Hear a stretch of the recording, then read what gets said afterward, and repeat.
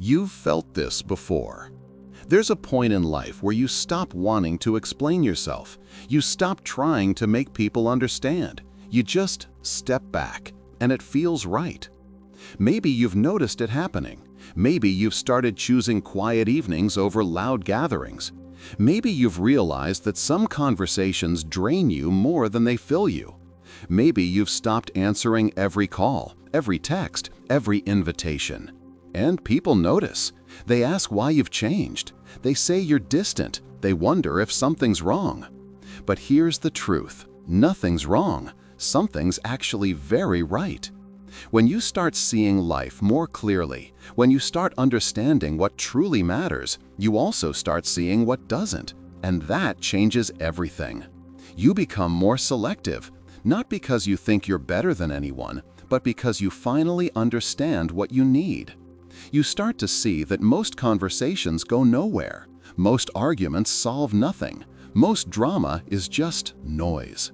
And you've lived long enough to know that your time and your peace are more valuable than proving a point or keeping up appearances. So you pull back, not out of anger, not out of fear, just out of clarity. You realize that being alone isn't the same as being lonely, that silence can be more honest than 100 words, that sometimes the kindest thing you can do for yourself is to simply step away. This isn't about being cold or unfriendly. It's about being honest with yourself. It's about protecting the peace you've worked so hard to build. It's about finally understanding that you don't owe everyone your energy. If you're enjoying this message, subscribe, leave a like, and share this with someone who needs it. Now, let's continue. And the real reason this happens is not what most people think. Most people think it's about being antisocial. They think something's broken. They think you're shutting down or giving up. But that's not what's happening at all. What's actually happening is that you're waking up. You're starting to see things as they really are, not through fear, not through bitterness, just through clear eyes. And one of the first things you see is this. Most people aren't really listening. They're waiting to talk. They're looking for agreement, not understanding. They want you to confirm what they already believe, not to share what you actually think. Have you noticed this? You start to speak, and within seconds, you can tell they're not really there. They're planning their next sentence. They're checking their phone. They're thinking about something else entirely.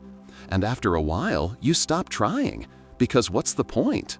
You've lived long enough to know that real connection is rare, it's precious, and it doesn't happen in shallow small talk or forced gatherings. It happens in quiet moments with people who actually see you, people who don't need you to perform or explain or prove anything. So you start choosing your company more carefully. You start saying no to things that used to feel mandatory. You start protecting your time like the limited resource it actually is. And yes, some people get upset. They call you distant. They say you've changed. They take it personally. But here's what they don't understand. You have changed. And that's not a bad thing. That's growth. That's wisdom. That's you finally honoring what you've learned from all those years of showing up for people who never really showed up for you. You're not being rude, you're being real. You're not shutting people out, you're just not forcing yourself in anymore. Does this sound familiar? And this is where most people get hurt. Here's what happens when you start choosing peace over noise. People take it personally. They think it's about them. They think you don't care anymore, that you've become selfish, that you're too good for them now. But it's not about them, it's about you. It's about what you've learned. It's about what you can no longer ignore. You've learned that small talk exhausts you, that gossip feels empty, that arguing over things that don't matter is a waste of the life you have left, and you've decided to stop pretending otherwise. You've learned that your energy is limited, that every conversation costs something, that some people take more than they give, and you've decided to stop paying that price. You've learned that being quiet doesn't mean you have nothing to say. It means you're choosing what deserves your words, and most things simply don't. Have you felt this? This isn't about being better than anyone. It's about being better to yourself.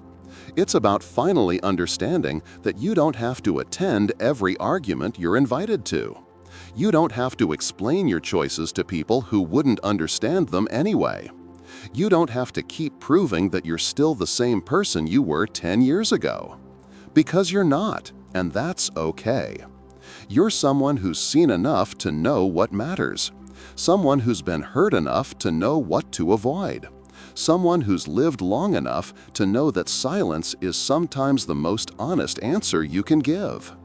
So when people ask why you prefer to be alone, the real answer is simple. Because being alone feels more real than being surrounded by people who don't really see you. Because being quiet feels more honest than filling the air with words that mean nothing.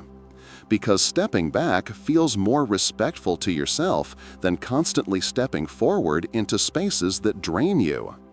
But there's something deeper. When you start seeing life clearly, you also start seeing yourself clearly, and that changes everything. You see all the times you showed up when you should have stayed home, all the times you said yes when you meant no, all the times you smiled through something that actually hurt you. And you realize you did that because you thought you had to, because you thought that's what good people do, because you thought your worth depended on how available you were to everyone else. But now you know better. You know that your worth doesn't come from how much you give to people who don't appreciate it. It doesn't come from how many invitations you accept or how busy your calendar is. It doesn't come from being everything to everyone. It comes from being honest with yourself, from honoring your limits, from finally treating yourself with the same kindness you've spent years giving to others. Does this sound familiar? And here's what happens when you start doing this. You become more selective, not in a judgmental way, just in a protective way. You start asking yourself, does this person respect my time? Does this conversation add something real to my life? Does this gathering actually fill me up, or does it just drain me? And when the answer is no, you start saying no, calmly, clearly, without apology.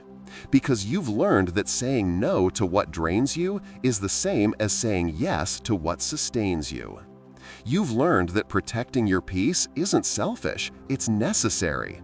It's the only way you can actually show up as your real self for the people and moments that truly matter. So when people wonder why you've pulled back, why you're harder to reach, why you don't engage the way you used to, this is why. Not because you stopped caring, but because you started caring about the right things, starting with yourself. And it gets clearer once you see the next part. Here's something most people don't talk about. Being awake to life also means being awake to what you've been carrying. All the expectations, all the roles, all the versions of yourself you thought you had to be. The helpful one, the understanding one, the one who always answers, the one who never complains, the one who keeps the peace even when it costs you your own. And at some point you realize you're tired. Not just physically tired, tired in your soul. Tired of performing, tired of explaining, tired of managing other people's reactions to your simple need for space. Have you felt this? You start to see that most of what you've been doing isn't really connection. It's obligation. It's habit. It's you playing a role you've been playing for so long you forgot it was just a role. And when you finally step out of that role, people panic. They want the old you back, the one who said yes, the one who showed up, the one who made everything easier for them. But you can't go back because you've seen too much. You've felt too much. You know too much now about what it costs to keep pretending. So you choose differently. You choose quiet mornings over crowded rooms. You choose a few honest words over 1,000 empty ones. You choose your own company over company that leaves you feeling more alone than if you'd stayed home. And yes, it feels strange at first. You might even doubt yourself. You might wonder if you're doing something wrong, if you're being too harsh, if you should try harder to fit back in. But then something happens. You realize you're not lonely. You're finally at peace. The noise is gone. The pressure is gone. The constant need to be someone other than who you actually are, it's gone. And what's left is just you. Clear, calm, finally able to hear your own thoughts without everyone else's voice drowning them out. But here's the part most people overlook. Most people think being awake means you have all the answers, that you've figured everything out, that you're somehow above the mess of regular life. But that's not it at all. Being awake just means you're not pretending anymore. You're not hiding from what's real. You're not filling your life with noise to avoid the quiet truth of who you are and what you need. And one of those truths is this: you need space. Real space. Not just an hour here or there, not just a weekend when you can finally breathe, but actual, consistent, protected space where you can just be. Because here's what you've learned. You can't think clearly when you're constantly surrounded. You can't feel clearly when you're always performing. You can't know yourself when you're always being what someone else needs. Does this make sense to you? This is why you pull back. Not because you hate people, not because you think you're better, but because you finally understood that you can't give from an empty place. You can't show up honestly when you're running on obligation instead of choice. So you start building boundaries, simple ones, honest ones. You stop answering every message right away. You stop saying yes to things that don't truly matter to you. You stop explaining yourself to people who wouldn't understand anyway. And the people who love you, the ones who really see you, they understand. They give you that space. They don't take it personally. They know that you pulling back isn't rejection, it's self-respect. But the people who only valued you for what you did for them, for how available you were, for how much you gave, they don't understand, and they get upset. And that tells you everything you need to know. Because real connection doesn't punish you for having limits. Real connection doesn't guilt you for needing time alone. Real connection respects that you're a whole person with your own needs, not just a resource to be used whenever it's convenient. And it doesn't stop there. Here's what else happens when you choose to be alone more often. You start hearing yourself again. Your own thoughts, your own feelings, your own truth.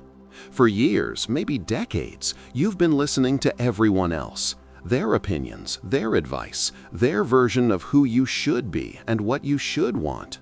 And all that noise covered up something important, your own voice. But in the quiet, it comes back. Slowly at first, just a whisper, a small sense of what you actually want, not what you're supposed to want. Have you noticed this? Maybe you realize you don't actually like the things you thought you liked. Maybe you realize you've been living someone else's idea of a good life, not your own. Maybe you realize that the person you've been trying to be isn't really you at all. And that's uncomfortable, it's confusing, it can even feel scary. But it's also honest. And after years of pretending, honesty feels like water in a desert. So you keep choosing the quiet, you keep stepping back. Not because you're running away, but because you're finally running towards something real, yourself. And the more time you spend there, the clearer everything becomes. You see which relationships are real and which were just comfortable. You see which activities truly feed you and which just filled time. You see what you've been avoiding and what you actually need to face. This isn't about being perfect. It's not about having everything figured out. It's about being willing to stop lying to yourself about what you want and what you don't. It's about finally admitting that you're not who you were 10 years ago, that you don't want what you used to want, that you can't keep forcing yourself into a life that doesn't fit anymore. And when you admit that, when you really let yourself see it, the need to be alone makes perfect sense. Because you can't build a new life while you're still maintaining the old one. You can't become who you're meant to be while you're still being who everyone else needs. But this is where most people get stuck. Most people get stuck because they feel guilty. They feel guilty for wanting space, They feel guilty for saying no. They feel guilty for not being as available, as open, as giving as they used to be. And that guilt keeps them trapped. It keeps them showing up when they don't want to. It keeps them pretending when they're exhausted. It keeps them sacrificing their own peace to maintain everyone else's comfort. Does this sound familiar? But here's what you need to understand. That guilt isn't truth. It's just old programming. It's the voice of all the people who taught you that your needs don't matter as much as theirs, that being good means being available, that love means never having boundaries. But none of that is true. Love doesn't require you to lose yourself. Kindness doesn't mean constant sacrifice. Being a good person doesn't mean being an endless giver to people who only take. You can be caring and still have limits. You can be generous and still protect your peace. You can be loving and still choose to be alone when you need to be. In fact, choosing yourself isn't the opposite of caring for others. It's what makes caring for others possible. Because you can't give from an empty well. You can't love others honestly when you're not even being honest with yourself. So when that guilt shows up, when it tells you you're being selfish or cold or wrong, don't believe it. Recognize it for what it is, an old story that doesn't serve you anymore. And then do what you know is right anyway. Step back, say no, choose quiet, choose space, choose yourself. Because you've earned this. You've given enough. You've shown up enough. You've proven your worth 1,000 times over. Now it's time to stop proving and start living. Stop performing and start being.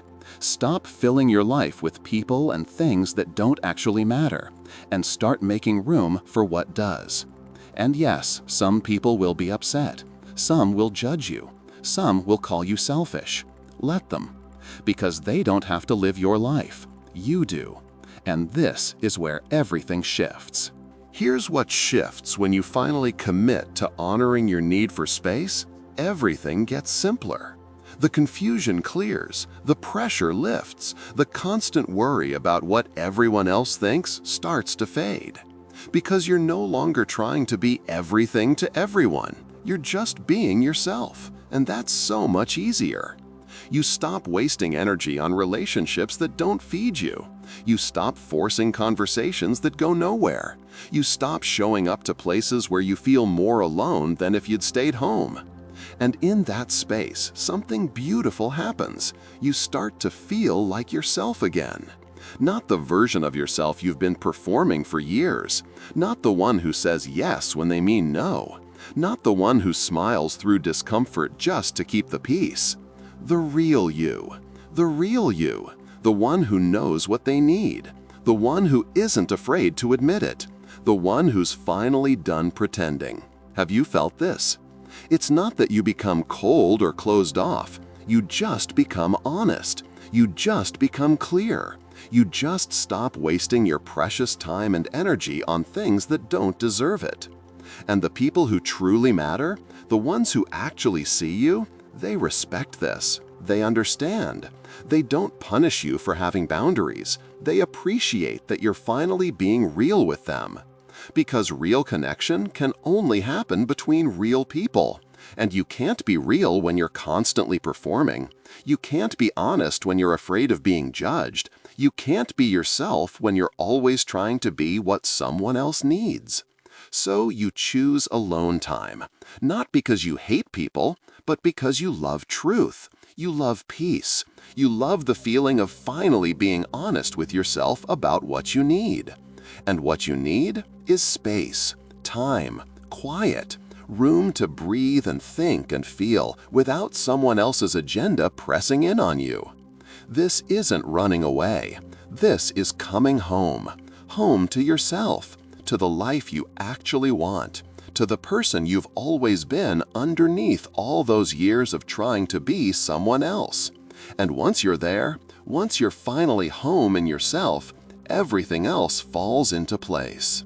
So here's the truth about why people who are awake prefer to be alone. It's not about rejecting the world. It's about finally accepting yourself. It's about understanding that you can't live honestly while you're constantly performing. You can't hear your own voice while everyone else is shouting.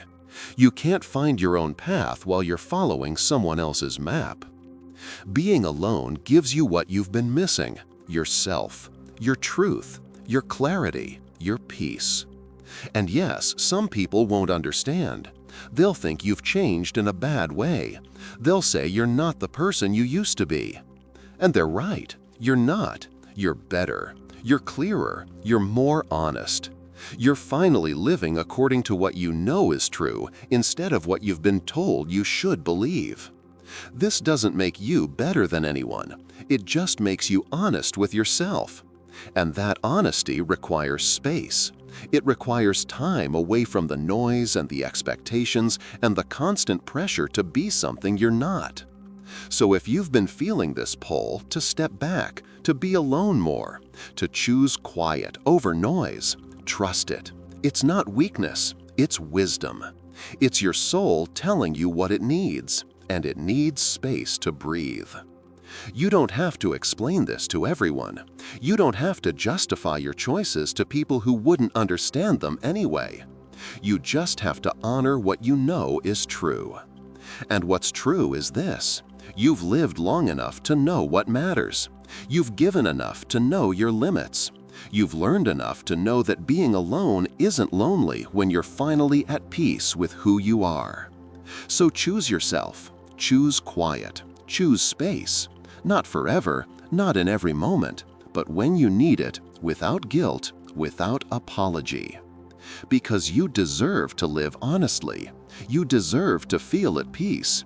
You deserve to be yourself without constantly explaining or performing. You've earned this, and anyone who truly cares about you will understand.